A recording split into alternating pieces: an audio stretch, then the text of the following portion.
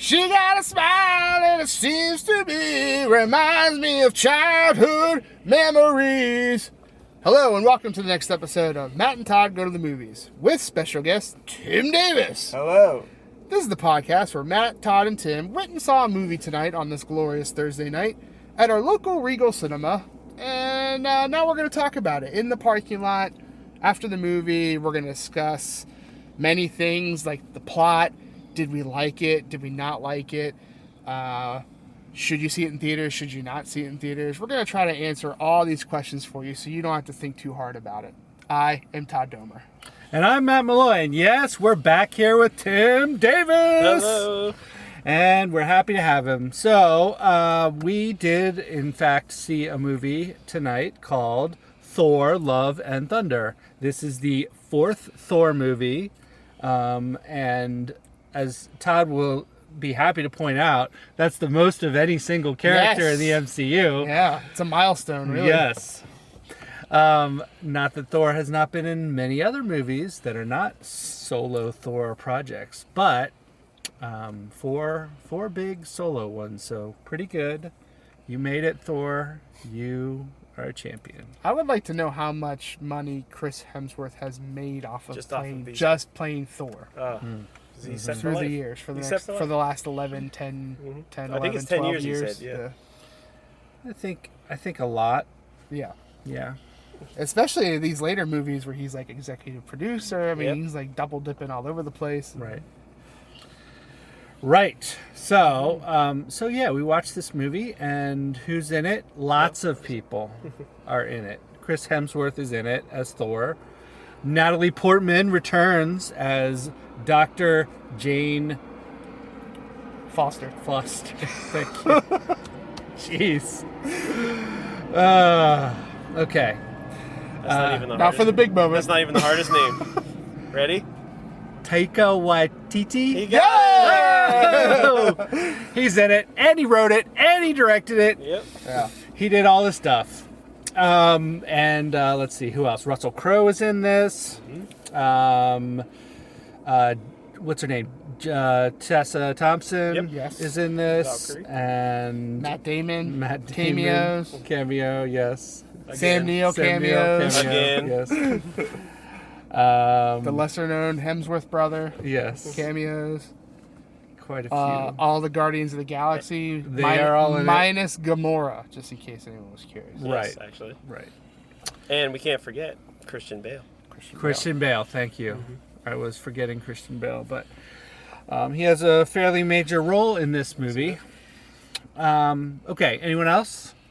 There's a the big couple of them, but some of them are kind of spoiler. You know, Yeah. we'll save it for you to have fun with that. Okay, thank you. Well, so what is this movie about? We're picking up after the events of all previous MCU movies to this point.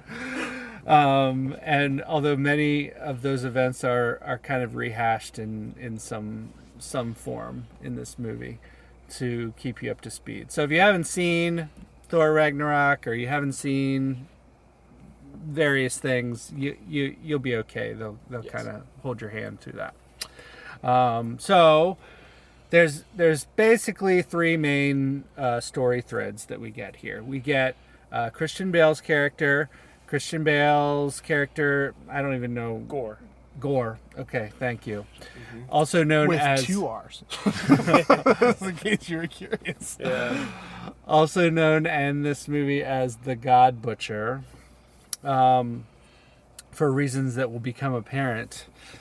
So we open on him, and we get a little of his story, and he's in the desert with his daughter, and his daughter's dying, and he's trying to like call out to this God that he's followed his whole life, and he's basically the last devotee of this particular God, and his daughter dies anyway, and then somehow he's summoned to this area and comes face to face with the God, and the God's like, haha, you're here, whatever, I don't care, there's no afterlife, there's no everlasting reward, you're just gonna die. And he's heartbroken by this. Also, strangely enough, in this little area where this god and he are having a confrontation, there's this sword called the Necroblade, which can kill gods. So that's its main power. And when someone wields that, they get powered up by it. They have extra powers. They can summon monsters, and basically they become very powerful with this sword.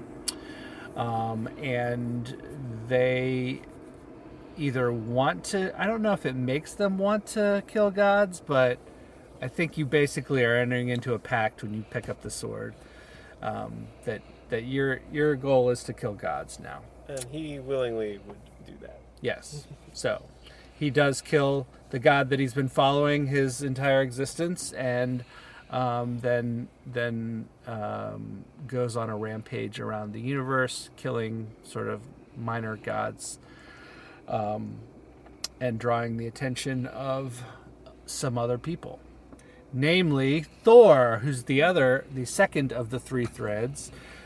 We pick up with him. He's hanging out with the old Guardians of the Galaxy and fighting battles and stuff like that.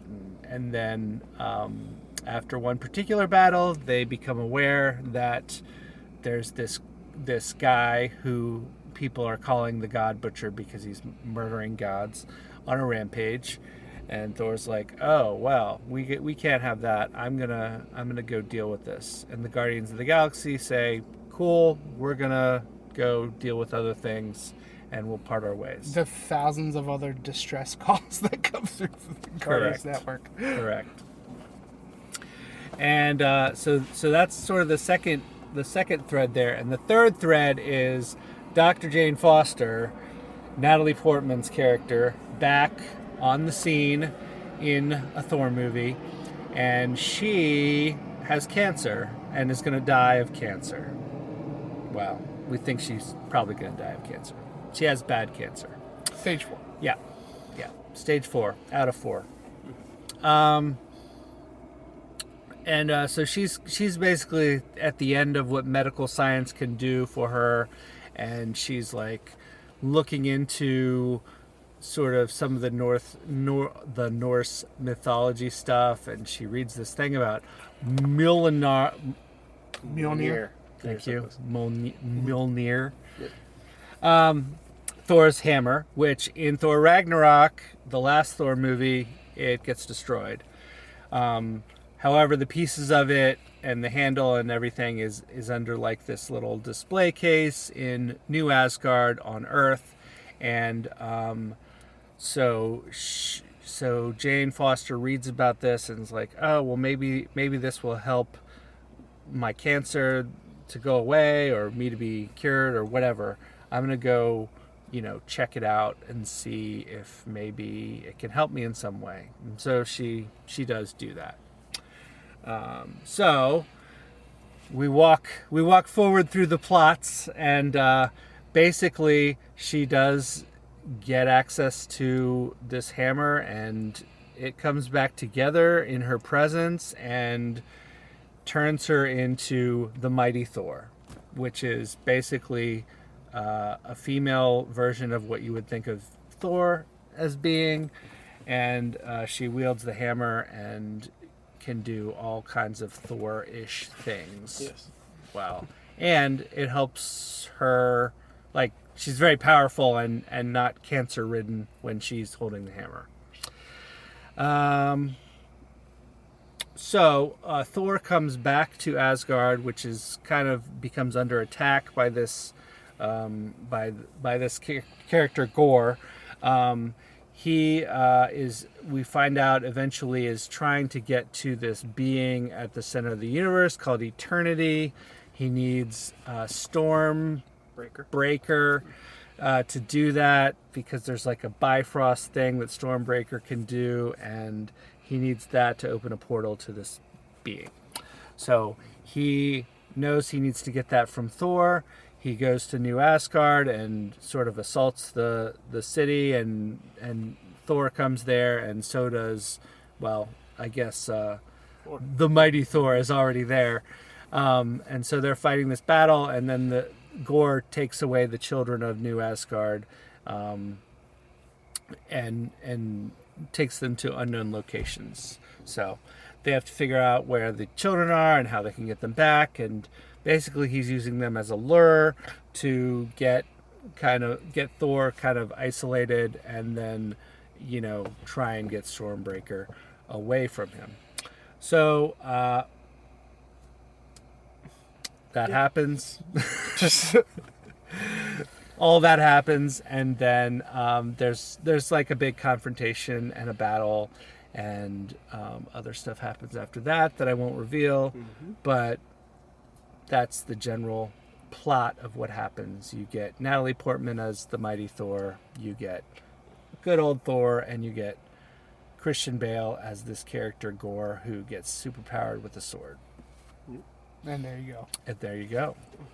So, Todd, please give me your thoughts on Thor, Love and Thunder. I will. I'll start with the things I liked about this movie, which seems like a fair place to start. Yes. This movie has pretty good CG that is all throughout the movie. It's a very colorful, big kind of, not big sets, because none of these are I don't think practical sets, but just big shots of different things and different worlds, and so it's very aesthetically pleasing. Lots of colors, lots of bright stuff going on. Obviously, if you've seen Ragnarok, then you kind of know the feel of this movie already. It's funny. They do pretty good humor. It's a good, to steal a word from Tim Davis, it's a good fun movie, to escape to. Yes. If you're looking for a movie to just go and enjoy, and you don't want to think about it and all that kind of stuff, this is probably a movie for you. If you're like me, then there's some problems with this movie for myself, and if anyone like me. And honestly, I think a lot of it stems from what made Marvel so intriguing, I think now is its biggest enemy of everything connects to everything else. Because I don't think I've ever noticed it so much of a Marvel movie just straight ignoring the stuff that has come before it. And that was pretty jarring to me. A part of Endgame is this creation of Stormbreaker that is and it's the only weapon that can create the Bifrost, and it's the only way for Thor to fast travel, basically. And then all throughout this movie is a ton of fast travel, almost like you're playing a game and you fast travel in the game. There's parts where just the mighty Thor, Jane, fast travels with Mjolnir. Yep. And that's was established movies ago that couldn't happen anymore, stuff like that. And it's well, she rode a horse, the Pegasus horse. That also can't do that. Oh. And that's in Thor I think she borrowed Ragnarok. Valkyrie's horse for that. Yeah. And so, I think one of the biggest jarring problems I had was, so the movie starts with Thor with the Guardians of the Galaxy, because last time we see Thor, he's going off with the Guardians of the Galaxy, and it's well, we got to pay that off, so let's spend the first 5 to 10 minutes of the movie of this establishing that they have a strong connection, they've been fighting together and stuff like that. And then, there's a part of this movie where Thor is trying to raise help to go find Gore, and it's oh, the guys you started with the movie, you're not going to contact them at all? It just was their need to connect everything and all that kind of stuff, I think for me, it's hurting the movies more than it's helping the movies at this point. It's a very Captain Marvel type thing to do too, where it's oh, well, Captain Marvel has immense power, but right. She can't help us right now because she's off doing other stuff that's important. Yeah, and there's so the Deus Ex Machina or whatever phrase of this movie is filled with those. We need to magically get from point A to point B. We can't draw a conclusive line to it, so we're just going to introduce something real fast to get us there, because that's what we need. So I guess in general, like, what I didn't like about this movie is that it's a lot of flash and very little substance. Like, the very serious scenes aren't played very seriously, like a typical Marvel movie, but this one felt really over the edge of, like, everything's got to be funny, it's got to be goofy. Like, I don't know if it's like we're continuing this long Thor journey, and like every movie has changed Thor in a way and stuff like that, and this was by far the goofiest. But I mean, it doesn't end super goofy, I guess. Like, it's just hard. Like, I was really looking forward to this movie, and you know, there's a lot of fun. There are plenty of parts I laughed at, but I felt like most of those laughing parts and fun parts was sacrificing a serious plot, you know, which is like, you know, the revelation that a lot of gods don't care about the people who worship them. So like, there's some serious things at play here of like ideologies and all that kind of stuff, especially like a universe maybe ending extinction level event, and it's like all just played so goofy to me. But I mean, I still had a good time. It's weird. I'm be thinking about this one for a while. Obviously, if you're a Marvel fan and Marvel is your, there's no stopping the Marvel train at this point. If you're a fan of those movies, then you should see this one. You should see it in theaters. I think it's definitely a big movie to see in theaters. Like, you'll get the most out of it to see in theaters. If you save it for streaming, you're going to miss something because of how big it is.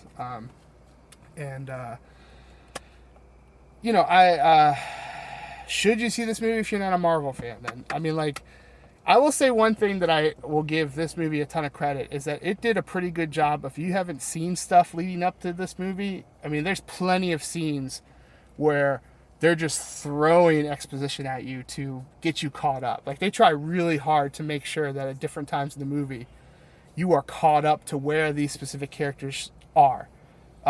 Which was, kind of nice, honestly, considering we're so deep into stuff now. So I thought that was clever for them to do that. And so, yeah, if you loved all the movies before, you're probably going to love this one. If you're like me and you're getting a little critical of these movies because it's like kind of like the same thing over and over and over again, this one's not exactly like the same thing over again, but I felt like the typical humor to serious balancing act was very unbalanced in the favor of humor. Yeah, it didn't sit great with me, but I don't regret seeing it. I guess I'll have 2 reviews to nail down my rating. So that's going to be me. I'm going to let that off at this point. Tim Davis, what did you think about this movie?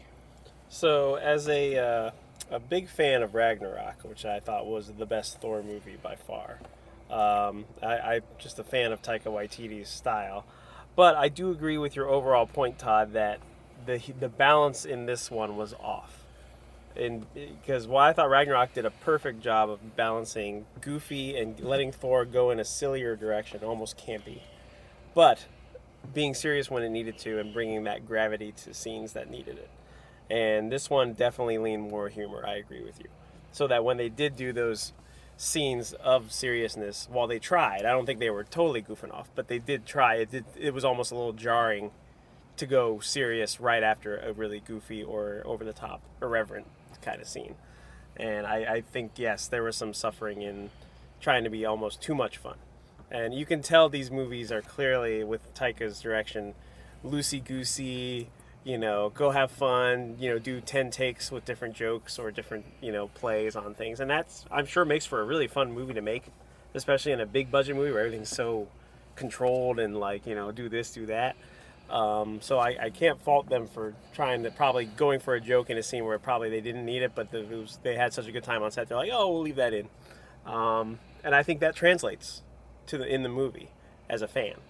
So I was giggling a lot, like you said, like you were. There were some jokes that were really just silly, just to be silly, and yet they were funny because the characters, we've been on this journey with them, and it's funny and and I'll disagree a little bit with what you said about like why they didn't call the Guardians specifically. They tried to build into the plot early on that Thor has had a lot of loss and doesn't like to get close to people anymore. So when the God Butcher thing came about, he, even though it was played up for comic laughs a bit, he was basically pushing the Guardians away in a way to say, I don't want you guys to get hurt, so you guys should just go off and do your adventures, and then I don't want you to be involved in this in case something happens. And that seemed to be at least the story way of keeping them out of the picture. Now, yes, you could say they just invented that to get them out of the picture so they're not in it. But I thought that was at least an attempt to explain why Thor wouldn't call them. And because you're right, that is a problem once you have this connected universe like this. And I feel like the other movies or TV shows have tried to do that in a scene or two as well. Like Ant-Man said, why don't you call the Avengers? Oh, well, because Pym's like, well, no, I need this to be on a secret level or whatever. They tried to at least do it even if it isn't the most plausible thing. But to get back to this movie, I enjoyed it a lot. It's not as good as Ragnarok, but I think that was a high bar. It is a fun ride, and I have no problem with seeing a movie that's a fun ride. I think Doctor Strange was kind of serious and dark, and some of the Marvel shows have been darker, and so sometimes you need that little punch of fun, and Ragnarok kind of has turned Thor in that direction, and I don't have a problem with that. And everybody got moments to shine. Valkyrie was good, and nice to see her again, and I feel like Natalie Portman really got to shine in this one after Dark World didn't give her much to do. And it just was like, this movie just was a fun ride, and that's okay to have. And yet it set up another Thor movie, somehow. So he's definitely, I think we're on the journey here. And it was just, I don't know. I would recommend it highly for, like I said, to any Marvel fan. But you don't have to be a Marvel fan. If you just are kind of going with somebody and you're not as familiar with these, I think you'll have a good time, even if you don't understand everything that's going on. And I really like Taika Waititi's direction and editing, writing style. And if any of you listeners know of it and are familiar with it too, this is right up his alley. Matt? Okay, well, so I had not seen Thor Ragnarok before this movie. I got Tim to give me the 3-sentence summary so I would be up to speed, but that didn't matter. They covered the territory that they needed to cover in the movie itself. So if you haven't seen that, don't worry, you'll be fine.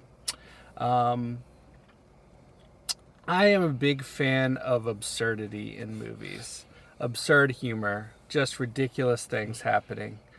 And so if you tell me that there can be giant screaming goats that play a big part in the plot, they do steal a lot of scenes. I'm all in. I'm all in for that type of movie. This is that type of movie. Yep. This is the type of movie where you get a lot of the absurd humor, just like, this is a universe where anything can happen. So we're going to make some weird stuff happen. And you're gonna laugh at it, you're gonna enjoy it, and I did. I do agree with Todd that, and Tim, that the plot itself suffers a little bit. But I found myself not caring too much about that, because I was having so much fun. I was enjoying the campiness and the silliness and the absurdity of the movie. So that was okay with me. I've always had a soft spot in my heart for Miss Natalie Portman. And so it's always good to see her. And yes, she did a great job in this, reprising her role and breaking new ground with playing more of a heroic character, directly involved in battles and such. So I enjoyed that as well. Overall, I really liked this movie. I had fun. I laughed out loud a few times, and there were plenty of chuckles too. So I think I would recommend seeing this movie. Of course, as you both have mentioned already, if you're a Marvel person, you'll see it. If you're a Thor person, you'll see it. And yeah, you should see it in theaters, I think. So that ends my Thorish monologue. Thorish monologue. Mm-hmm. Fair enough. A classic Thor adventure. Mm-hmm. Well, it seems only fitting that I asked the question, how many screaming goats would you give this movie? 0 being the worst, because then you have no screaming goats, and I guess 5 being the best, because then you have 5 screaming goats to scream at you all the time. I was excited as Thor was. I was not as excited as the screaming goats as you guys were. Yeah, it was a good, funny thing that happened off the bat, and then it was like hammered with a hammer into my head through the rest of the movie. I like that kind of humor. So, let's start with Matt. I am going to give this. I'm going to give this 3.7 screaming goats out of 5.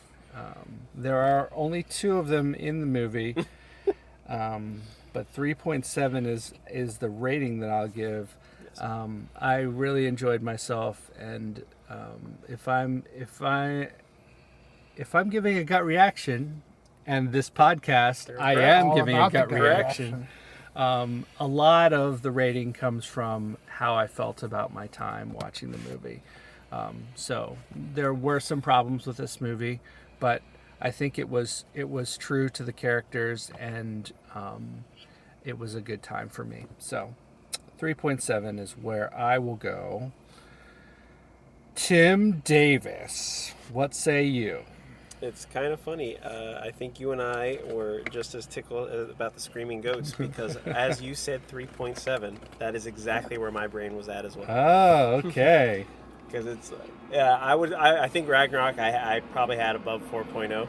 Okay. But yeah, the 3.7 seems right. It's getting there. It's close. It's in the same ballpark, but the problems we all had with it are there. But I still had too much fun to rate it any lower than that. Fair enough. Todd. So, I think what's coming into play a little bit here, hearing you guys' review and then thinking about my thoughts on the movie, is that I think what's sitting wrong with me is that a lot of things that I, growing up reading Thor and comics and stuff like that, like so many aspects of Thor that I've enjoyed in the comics are turned into a big joke on the screen at this point. Like, even to the point where now the hammers are a joke. And, I you know, really enjoyed that, though. Yeah, it's like, it's tough because it's like, it was funny at times and it was kind of clever, but to me, I'm just like, it doesn't seem like there's any seriousness left in the Thor character in the MCU, which will just like sit a little wrong with me. And I think that affects my ability to truly like shut off everything and enjoy what I'm watching. There also was an egregious point in this movie where Thor shares his power with people. Yes. And I'm not going to say who it was or whatever. I'm not going to describe it. But, man, would that have come in handy in the last 11 years of Thor being in movies in different situations. I didn't think of that, but I just, again, in the moment, I thought, that's fun. That's what feels like to me, is that they're just throwing stuff at this Thor board. And they're like, that seems fun enough. Who cares? Like, you know, as long as it hits a humor point and is fun, then they're like, just roll with it. And that's where I landed, so yeah. Yeah, I mean, it makes sense. If that's your bag, then you love it. It's not exactly my bag, so that's why I think I'm having a problem with it. So I'm going to land on a 2.7. I think this was a definitely above average movie, but for me personally, like, being a comic fan, you know, like, it's just, like, it's hard. It'd be like the equivalent of if someone who loved the Harry Potter books, like read all the books, and then when the movies came out, they just turned Harry into a big joke, and his wand was its own like kind of character and stuff like that. It's like, that's what makes it kind of hard to me. I get what or maybe you would like that more if you read the books and you were like, who cares? But So that I just wanted to explain where I'm at, and this is why I rate this movie like that. That Like makes a lot of sense. as a movie, it's probably deserves a little bit higher than my rating. But this is your where my personal gut reaction? personal gut reaction. So that's where I'm at, 2.7. Okay. Fair enough. Okay. Well, any last thoughts before we wrap up? Oh, would you like to know? Okay, there's 2 comic things to share. Okay. Would you like to Please. know those 2 comic Always weird ready facts? for knowledge. 2 comic weird All right. facts. Bring it on. So, the Necro Sword, Yes. the Yes. person who created the Necro Sword also created the symbiotes, as Venom and Carnage and all that kind of stuff. Like, Now, I thought the symbiotes were just some alien life form. That so crashed they into were Earth. forever. And then, Oh. comics. Yes. Comics. Yes. Yes. Comics So, happen. and then also, would you like to know the names Yeah. of the Screaming Goats? Yes. Oh. It is Tooth Gnasher and Tooth Grinder. Oh. Love it. And they were in comics for the longest time. That's how Thor traveled between worlds, was on a ship, like in this movie, with the goats pulling it. So that was actually. Yeah, they comic were accurate. like, Okay. they were paying tribute to that weird aspect All right. of So Thor it wasn't having just goats. I have a screaming goat idea. Okay, gotcha. Okay. So- Well, That's very fun. good. That actually makes it more. I appreciate it even more. Thank you for those facts. Those comic facts. You're welcome. All right. Well, that's going to wrap up this episode of Matt and Todd Go to the Movies with Tim Davis on Yeah. board. And we reviewed Thor, Love and Thunder. And we gave it an average rating of 3.3 and 2/3 of a screaming goat out of 5. That's pretty good. Yeah, that's pretty good. That's pretty good. It's like the goat working on its 4th scream, just kind of Yes. choked on itself. Yes. That's okay, and Right. they probably would. They probably would. But yeah, so yeah, we like this one enough to say go see it. Definitely. And thank you, listeners, for listening, and thank you for subscribing, downloading, etc. Please continue to do so, and we will see you next time. Da da da da Da-da. da da da. Da-da-da.